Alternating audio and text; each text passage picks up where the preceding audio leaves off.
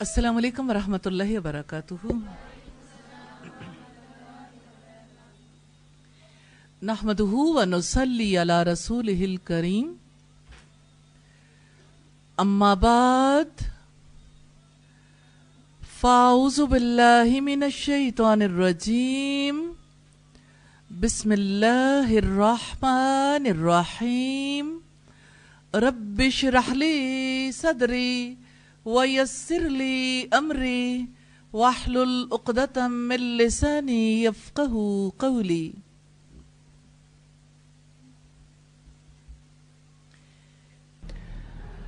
ہم گناہ کے بارے میں دیکھ رہے تھے،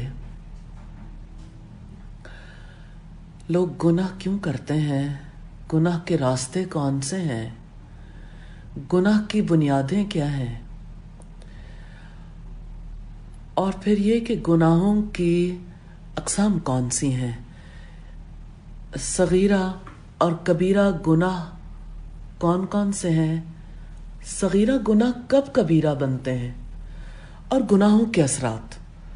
ہم گناہوں کی قسموں کے بارے میں آج دیکھیں گے انشاءاللہ تعالی۔ گناہوں کی 4 قسمیں ہیں۔ پہلی قسم ہے ملکی گناہ۔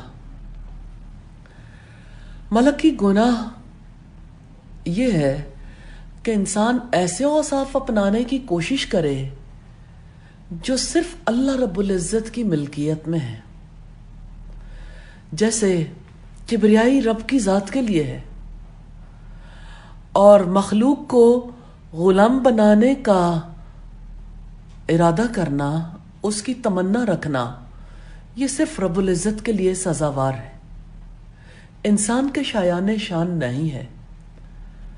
تکبر کرنا، گھمنڈ، غرور، فخر، غلام بنانے کی کوشش کرنا، یہ ملکی گناہ ہے۔ گناہوں کی دوسری قسم ہے شیطانی گناہ۔ نام سے ہی واضح ہو رہا ہے، شیطانی گناہ وہ ہیں جن کا ارتکاب کر کے انسان شیطان جیسا ہو جاتا ہے۔ جیسے دیکھیے، شیطان نے پہل حسد کیا تھا نا،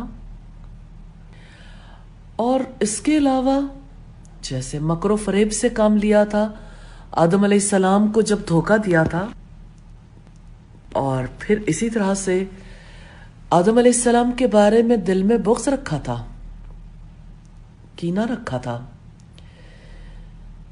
اسی طرح سے ظلم اور خیانت، اللہ تعالیٰ کی نافرمانی کا حکم دینا، گناہوں کو خوبصورت بنا کر پیش کرنا، اللہ تعالیٰ کی اطاعت سے روکنا، اور اللہ تعالیٰ کی اطاعت کو معمولی سمجھنا۔ تو گناہوں کی یہ قسم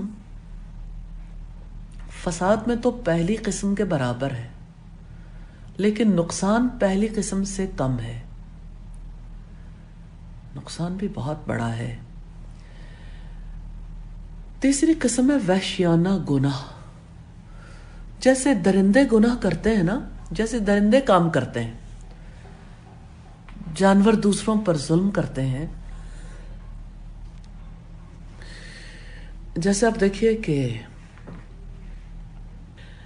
ایک شیر کی کیا نیچر ہے، وہ کسی ہرن کو، کسی جانور کو زندہ دیکھنا چاہتا ہے، وہ یہ سمجھتا ہے کہ یہ سب میرے لیے ہیں،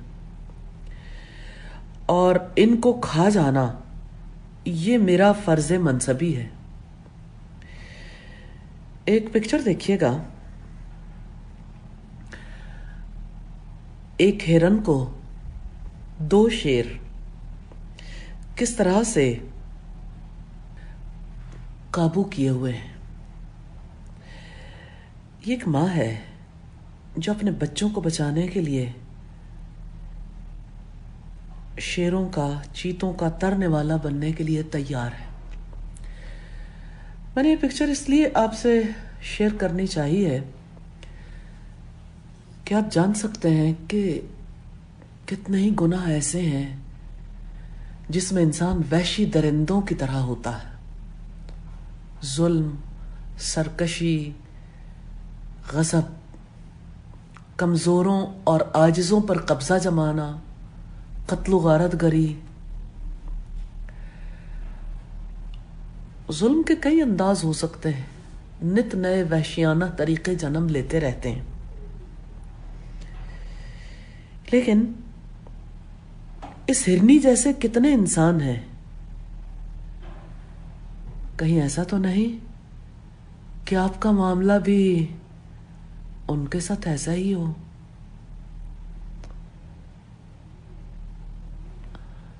چوتھی قسم ہے حیوانی گناہ. وحشی درندوں کے مقابلے میں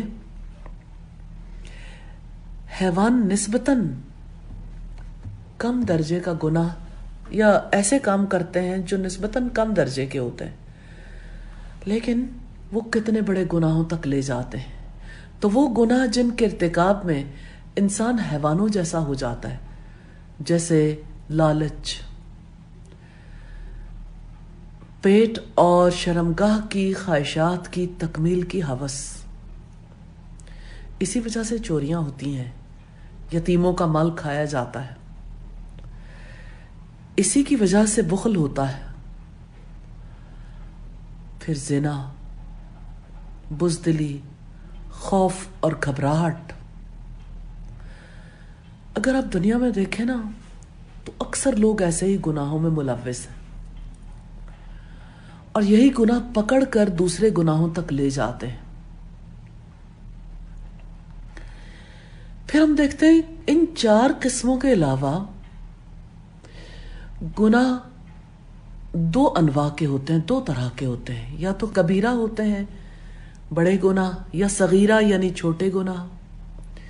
حافظ ابن قیم کہتے ہیں قرآن و سنت، اجماع صحابہ اور ان کے بعد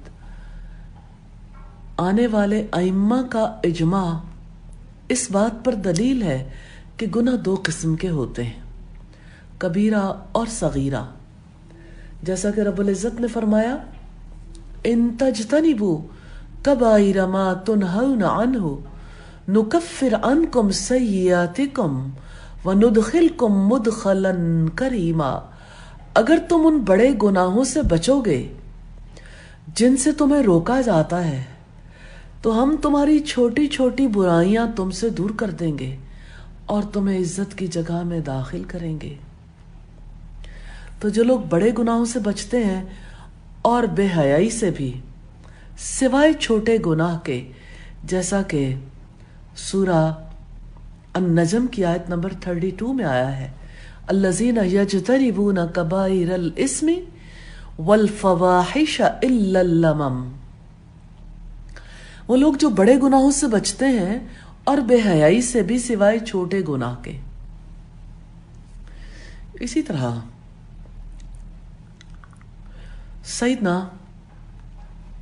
ابو بکرہ سے روایت ہے، نبی کریم نے فرمایا کیا میں تمہیں کبیرہ گناہوں میں سب سے بڑے گناہ کی خبر نہ دوں؟ اب نے 3 مرتبہ یہ بات بیان فرمائی. صحابہ کرام نے عرض کیا کیوں نہیں اے اللہ کے رسول؟ آپ نے فرمایا اللہ کے ساتھ شرک کرنا، والدین کی نافرمانی کرنا.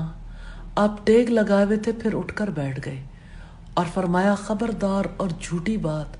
آپ اسے مسلسل دہراتے رہے یہاں تک کہ ہم نے کہا کاش آپ خاموش ہو جائیں. اللہ اکبر، اللہ اکبر. یہ روایت صحیح بخاری کی ہے 2654 نمبر پر.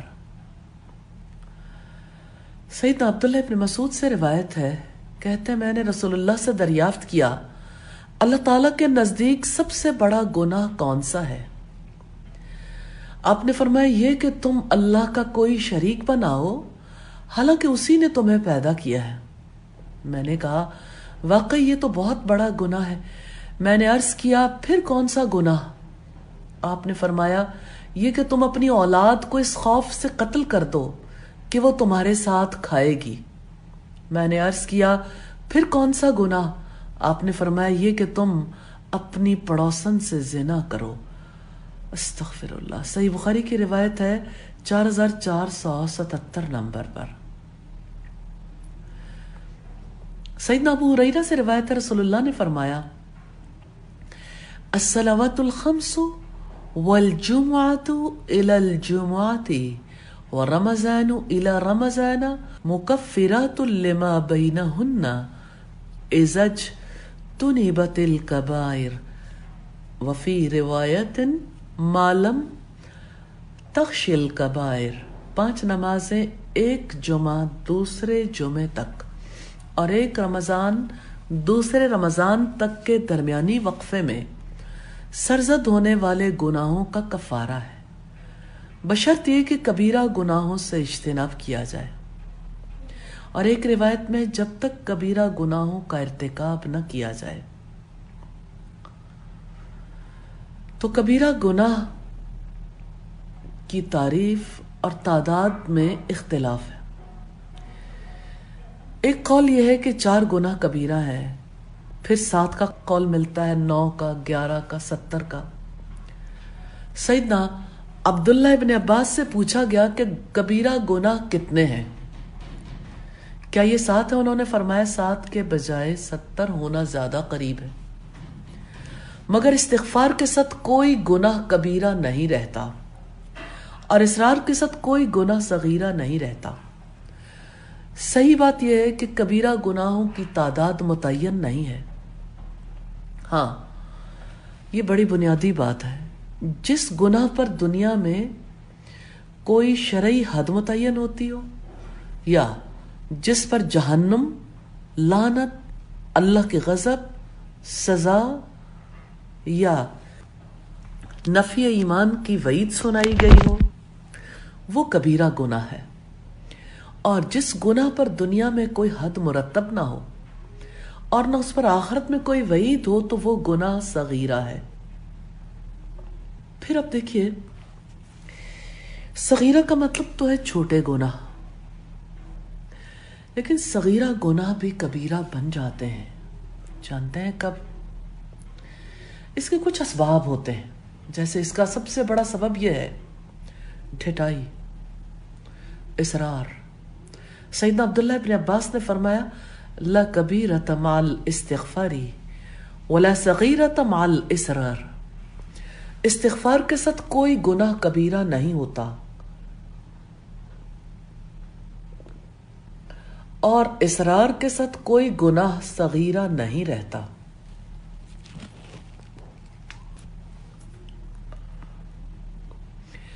दूसरी चीज है गुनाह को मामूली और हकीर समझना।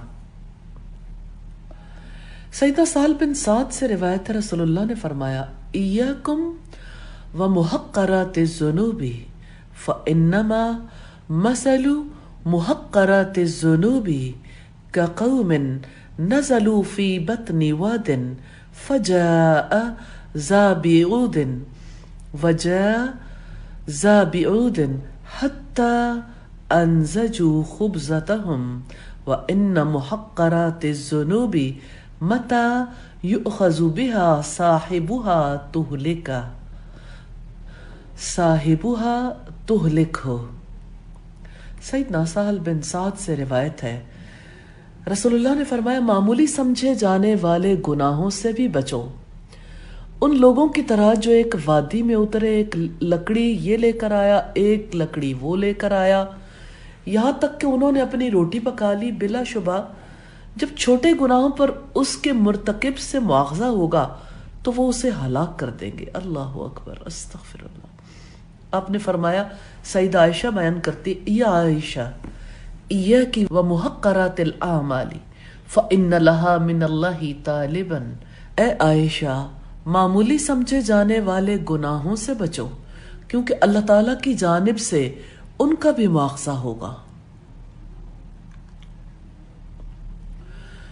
फिर हमें सैयदना अब्दुल्लाह इब्न मसूद का कौल मिलता है, सही बुखारी की 6308 नंबर रिवायत है, कि मोमिन अपने गुनाहों को इस तरह महसूस करता है गोया वो एक पहाड़ के नीचे बैठा हो और उसे खौफ हो कि कहीं वो उस पर गिर न पड़े। और फासिक व फाजिर शख्स अपने गुनाहों को इस तरह महसूस करता है کہ وہ ایک مکھی ہو جو اس کی ناک پر سے گزرے تو وہ اسے اس طرح کر دے۔ ابو شہاب نے اپنی ناک کے اوپر ہاتھ ہلا کر بتایا۔ یہ دوسرا سبب ہے۔ تیسرا سبب ہے گناہ کی تشہیر کرنا۔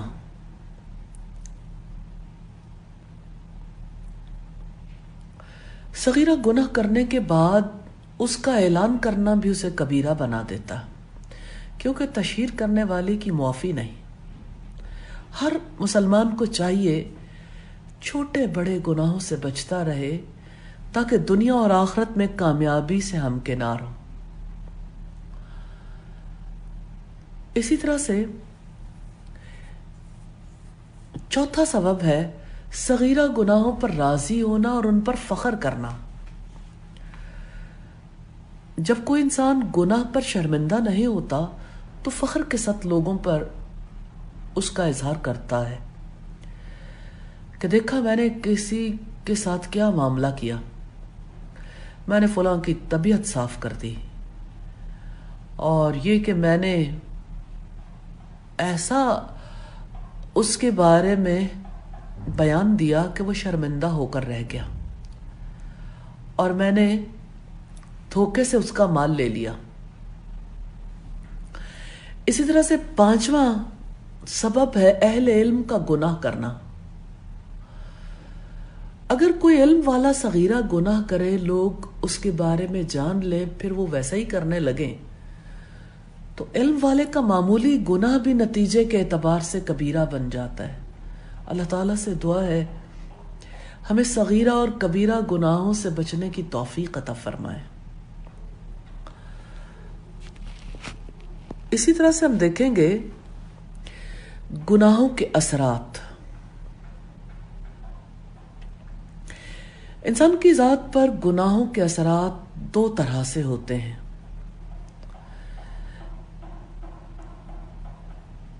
ایک یعنی اس کی اپنی ذات پر گناہوں کے اثرات ہیں، اور ایک اس کے گناہوں کی وجہ سے معاشرے پر اثرات ہیں۔ تو انسان کی ذات پر جو گناہوں کے اثرات ہیں، انسان کے دل پر، اس کے دین پر، اس کے جسم پر، اس کی روزی پر، اور گناہوں کے عام اثرات ہیں، پھر اعمال پر گناہوں کے اثرات پڑتے ہیں۔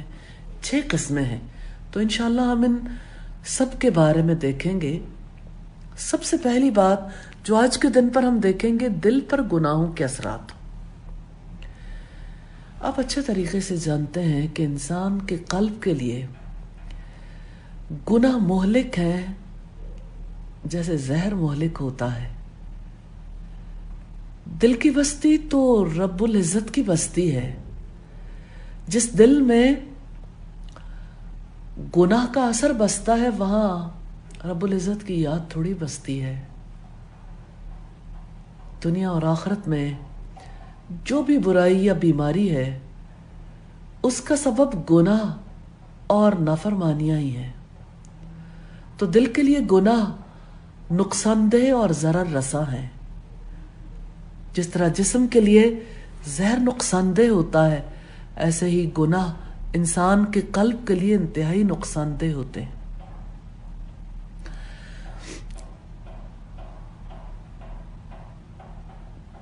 پھر آپ دیکھیے گناہوں کا اثر دل میں وحشت جنم لیتی ہے،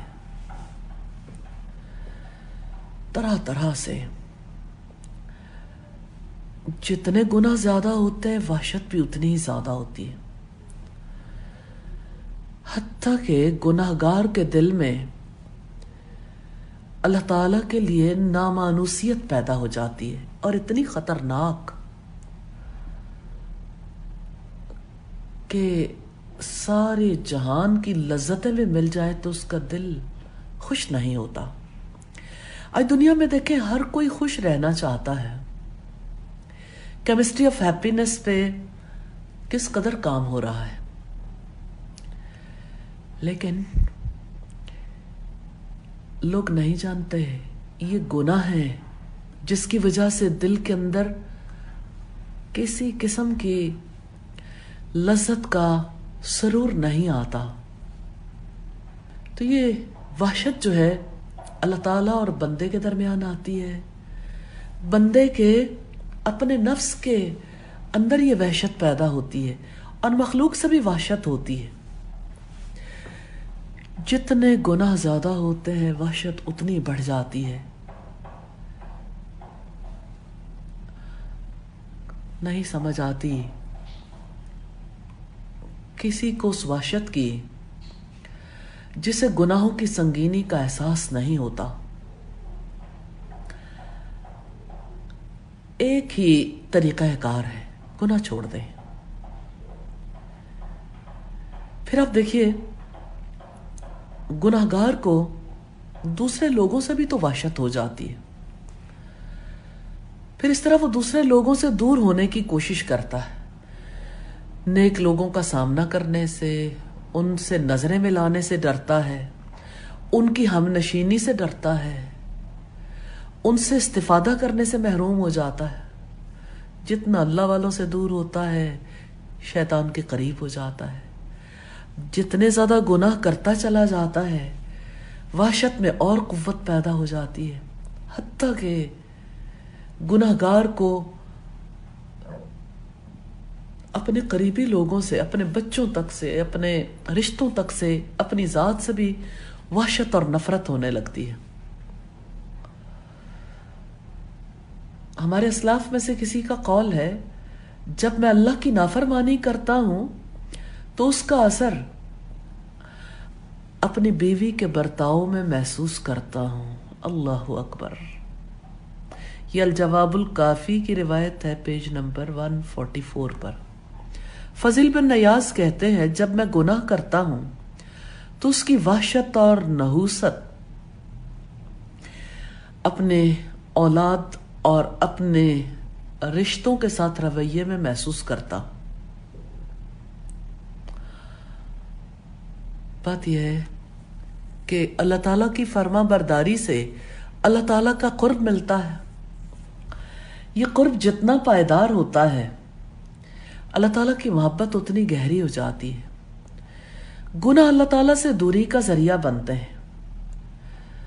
یہ دوری جتنی زیادہ ہوتی ہے اتنی ہی زیادہ وحشت پختہ ہوتی چلی جاتی ہے. آپ یوں سمجھ لیں یہ وحشت حجاب ہے. انسان جب اپنے رب کی یاد سے غافل ہوتا ہے تب بھی دل میں وحشت پیدا ہوتی ہے. لیکن گناہوں کی وجہ سے جو وحشت پیدا ہوتی ہے وہ بہت سخت ہوتی ہے. گناہگار گناہوں کی وجہ سے آہستہ آہستہ وحشت اور نحوست کا شکار ہو جاتا ہے، حتیٰ کہ بندہ اپنی ذات سے بھی وحشت محسوس کرتا ہے. پھر ہم دیکھتے ہیں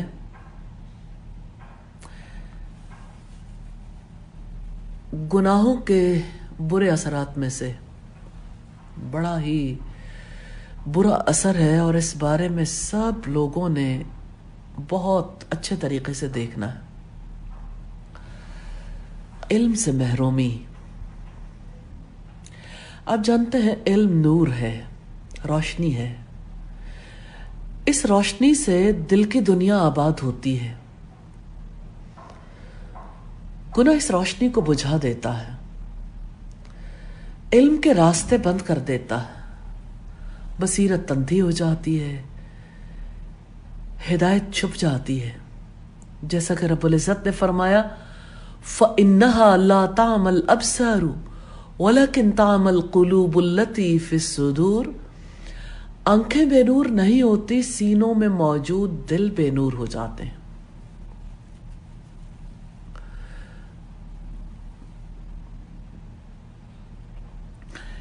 جس دل کے اندر روشنی ہوتی ہے وہ اطاعت کے کاموں کی وجہ سے ہوتی ہے.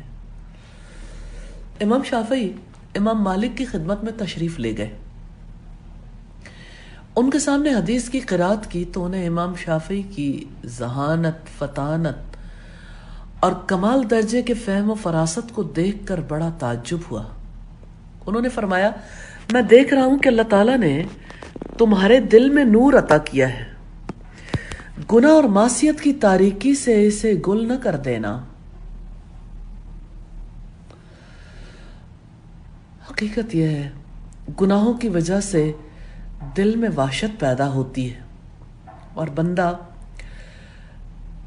اپنے آپ سے بھی تنگ آ جاتا ہے، لوگوں سے بھی نفرت کرنے لگتا ہے، پھر دل تاریک ہو جاتا ہے۔ یہ گناہوں کا چوتھا بڑا اثر ہے۔ جیسے انسان تاریکی کو دیکھتا ہے نا، گناہگار بھی اپنے دل کی تاریکی کو محسوس کرتا ہے۔ تاریکی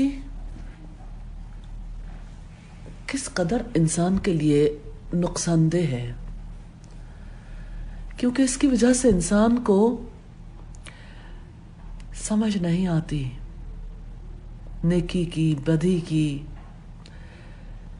تاریکی بڑھتی جاتی ہے اور انسان آہستہ آہستہ بدیوں میں مبتلا ہوتا چلا جاتا ہے۔ اطاعت تو روشنی ہے اور معصیت، نافرمانی اندھیرا ہے۔ جتنی زیادہ تاریکی بڑھتی ہے یعنی گناہوں کا اثر زیادہ ہوتا ہے، انسان حیران و پریشان رہ جاتا ہے، حتیٰ کہ گناہوں کا اثر چہرے پر بھی آنے لگتا ہے۔ ہر شخص پھر اسے دیکھتا اور محسوس کرتا ہے۔ آپ دیکھتے ہوں گے نارملی سود کھانے والوں کے، رشوت کھانے والوں کے چہروں پر ان کے گناہوں کا اثر آتا ہے۔ سیدنا عبداللہ ابن عباس کہتے ہیں نیکی کی بدولت چہرے پر روشنی، دل میں نور اور روزی میں وسعت آتی ہے، جسم میں قوت اور مخلوق کے دلوں میں محبت پیدا ہوتی ہے، اور گناہ چہرے پر سیاہی، دل میں تاریکی، جسم میں کمزوری، روزی میں کمی اور مخلوق کے دلوں میں بغض اور نفرت کا سبب ہوتے ہیں۔ یہ الجواب الکافی میں آپ دیکھ سکتے ہیں پیج نمبر 106 پر۔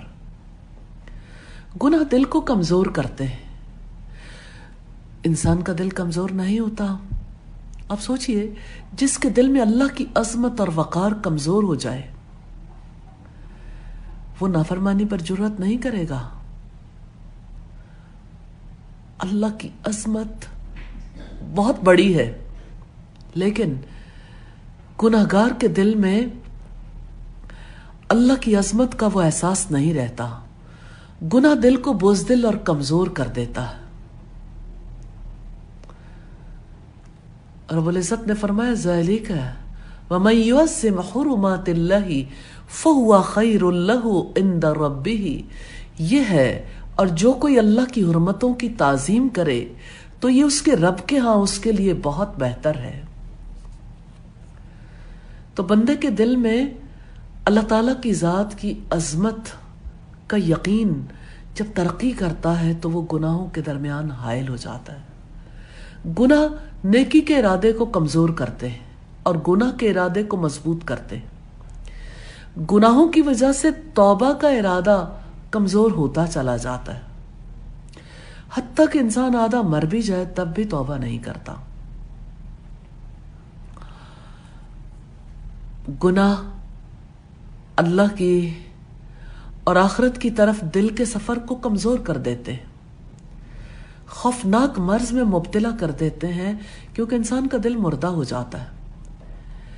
یہ کمزوری 8 امور تک جا پہنچتی ہے جن سے نبی صلی اللہ علیہ وسلم نے پناہ مانگی۔ اللہم انی اعوذ بک من الہم والحزن والعجز والکسل والبخل والجبن وضلع الدین وغلبۃ الرجال۔ اللہ میں رنج و غم، عاجزی اور سستی، کنجوسی اور بزدلی، قرض کے بوجھ اور لوگوں کے غلبے سے تیری پناہ چاہتا ہوں۔ اللہ اکبر۔ صحیح بخاری کی روایت ہے 6363۔ یعنی ان 8 طرح کے کاموں میں ملوث ہونے کا سبب بناتے ہیں گناہ. انسان بدبخت ہو جاتا ہے، برے فیصلے کرتا ہے، دشمن خوش ہوتے ہیں، اللہ کی نعمت زائل ہو جاتی ہے، اسے عافیت نہیں ملتی، اچانک اس کا عذاب آ جاتا ہے، انسان اللہ تعالیٰ کی ناراضگی سے دوچار ہو جاتا ہے.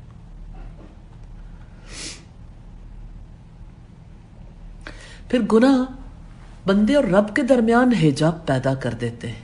جیسے قرآن حکیم میں آتا ہے کلا بل ران علی قلوبہم ما کانوا یکسبون کلا انہم عن ربہم یومئذ لمحجوبون. ہرگز نہیں، بلکہ ان کے دلوں پر ان کے برے اعمال نے زنگ لگا دیا ہے. ہرگز نہیں، بے شک اس روز وہ اپنے رب کے دیدار سے پردے میں رکھے جائیں گے.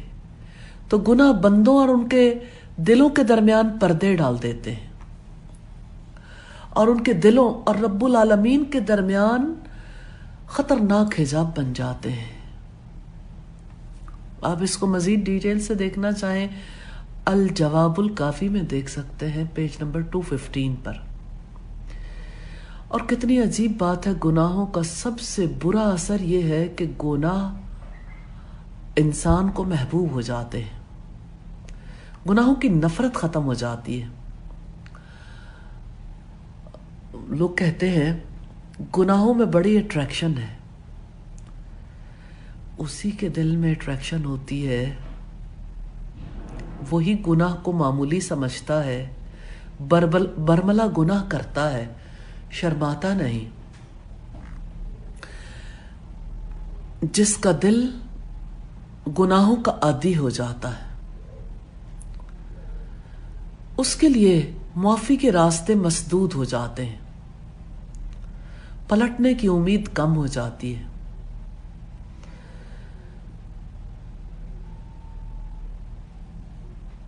پھر ہم دیکھتے ہیں کہ گناہ کو معمولی اور حقیر سمجھنا. گناہ چھوٹا لگے تو بندہ آسانی سے کر لیتا ہے. سیدنا عبداللہ ابن مسعود نے فرمایا مومن اپنے گناہوں کو اس طرح محسوس کرتا ہے گویا وہ ایک پہاڑ کے نیچے بیٹھا ہو، اسے ڈر ہو کہیں وہ اس پر گر نہ پڑے. اور فاسق اور فاجر اپنے گناہوں کو ایسے سمجھتا ہے گویا ایک مکھی ہو جو اس کی ناک پر سے گزرے تو وہ اسے اڑا دے. مومن کے دل میں روشنی ہوتی ہے، اس لیے وہ صرف استغفار پر، معافی پر اعتماد کر کے نہیں بیٹھتا، چھوٹے چھوٹے گناہوں کو بھی پہاڑ سمجھ کر ڈرتا ہے. اور گناہگار کو اللہ تعالیٰ کی معرفت نہیں ہوتی، اس لیے وہ ڈرتا نہیں ہے اور ڈھٹائی سے گناہ کرتا چلا جاتا ہے. اور پھر یہی گناہ ذلت اور رسوائی کا سبب بن جاتے ہیں. دنیا کی ساری عزتیں اللہ تعالیٰ کی اطاعت میں ہیں اور ساری رسوائیاں اللہ تعالیٰ کی نافرمانی میں. اللہ پاک نے فرمایا وَلِلَّهِ الْعِزَّةُ وَلِرَسُولِهِ وَلِلْمُؤْمِنِينَ وَلَكِنَّ الْمُنَافِقِينَ لَا يَعْلَمُونَ. عزت تو صرف اللہ کے لیے، اس کے رسول کے لیے اور ایمان والوں کے لیے، لیکن منافق نہیں جانتے. تو جسے عزت کی خواہش ہے اسے اللہ تعالیٰ کی اطاعت میں عزت تلاش کرنی چاہیے. پھر گناہوں سے عقل پر پردہ پڑ جاتا ہے، کیونکہ گناہ عقل کے نور کو بجھا دیتے ہیں. دنیا اور آخرت کی ساری بھلائیوں سے گناہگار آہستہ آہستہ محروم ہو جاتا ہے، اور آہستہ آہستہ ایسی صورتحال پیدا ہو جاتی ہے کہ دل پر مہر لگ جاتی ہے. یہ 11واں بڑا سبب ہے. انسان غافل ہو جاتا ہے، دل زنگ آلود ہو جاتا ہے، حتیٰ کہ گناہ بڑھ جاتے ہیں تو دلوں پر تالے لگ جاتے ہیں. اور عجیب بات یہ ہے کہ گناہ دل کی غیرت کو ہی مٹا دیتے ہیں. حقیقت یہ ہے، نبی صلی اللہ علیہ وسلم نے فرمایا کیا تم سعد کی غیرت پر تعجب کرتے ہو؟ اللہ کی قسم میں ان سے زیادہ غیرت مند ہوں اور اللہ مجھ سے بھی زیادہ غیرت مند ہے. اللہ تعالیٰ نے غیرت کی وجہ سے تمام ظاہری اور باطنی فواحش کو حرام قرار دیا ہے. کوئی شخص اللہ تعالیٰ سے زیادہ غیرت مند نہیں، کوئی شخص اللہ سے بڑھ کر معذرت کو پسند کرنے والا نہیں۔ اسی وجہ سے اللہ تعالیٰ نے بشارت دینے اور ڈرانے والے پیغمبروں کو مبعوث فرمایا، اور کوئی شخص اللہ سے بڑھ کر تعریف کو پسند کرنے والا نہیں۔ اسی لیے اللہ تعالیٰ نے جنت کا وعدہ فرمایا ہے۔ یہ روایت صحیح مسلم کی 1499 نمبر پر۔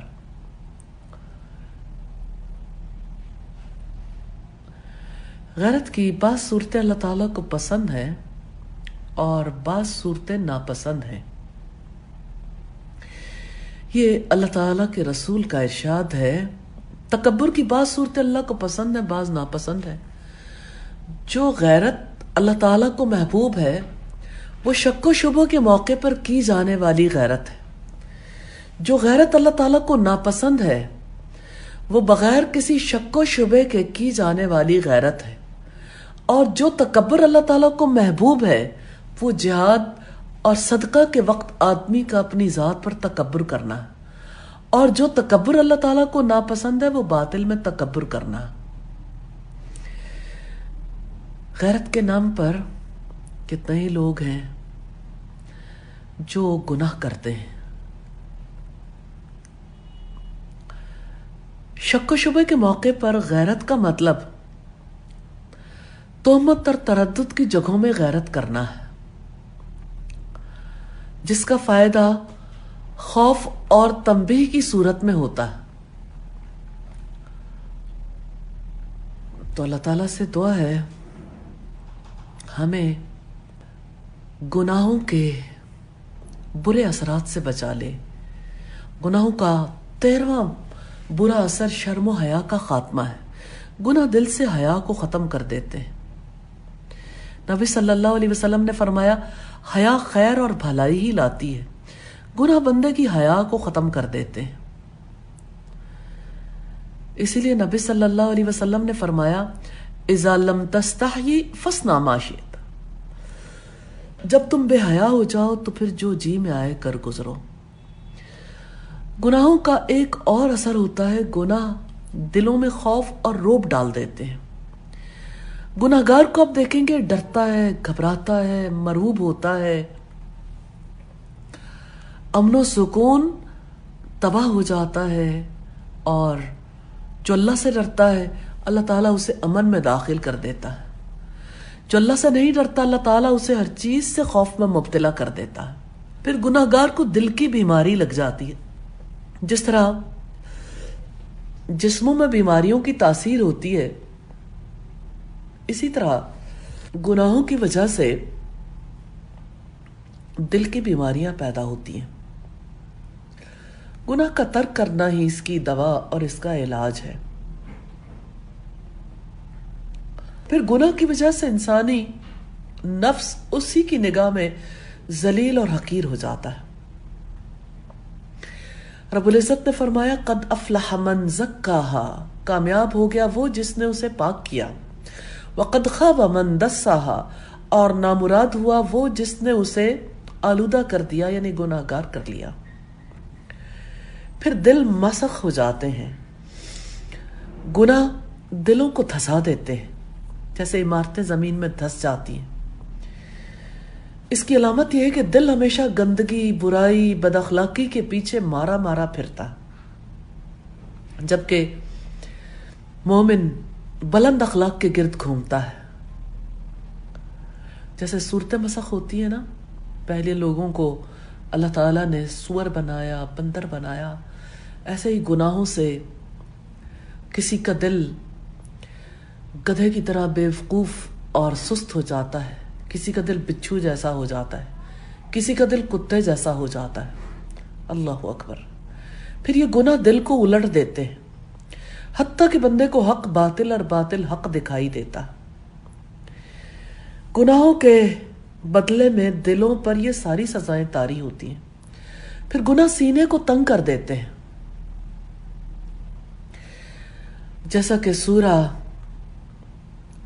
الانعام کی آیت نمبر 125 میں رب العزت نے فرمایا، جسے اللہ تعالیٰ ہدایت دینا چاہتا ہے اس کا سینہ اسلام کے لیے کھول دیتا ہے، جسے گمراہ کرنا چاہتا اس کا سینہ بہت تنگ کر دیتا، جیسے وہ آسمان پر چڑھ رہا ہو۔ اسی طرح اللہ تعالیٰ ان لوگوں پر گندگی مسلط کر دیتا ہے جو ایمان نہیں لاتے۔